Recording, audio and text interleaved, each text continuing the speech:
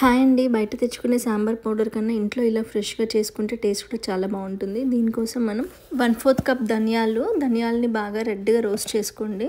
ఇవి రోస్ట్ అయ్యాక 2 table spoon కందిపప్పు, 2 టేబుల్ స్పూన్ శనగపప్పు అండ్ 2 టేబుల్ స్పూన్ మినపప్పు వేసుకొని బాగా వేయించుకోండి. ఇది కొంచెం టైం పడుతుంది. సిమ్‌లో పెట్టుకొని వేయించుకోవాలి, లేదా మాడిపోతాయి. బాగా రెడ్‌గా రోస్ట్ అయ్యాక తీసేసేయండి.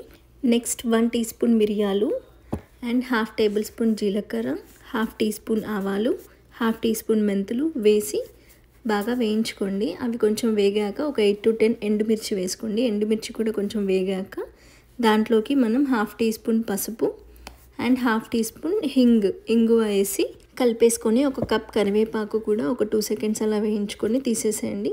ఇది చల్లారాక మనం మిక్సీ జార్లోకి తీసుకొని మెత్తగా ఫైన్ పౌడర్ లాగా గ్రైండ్ చేసుకోండి.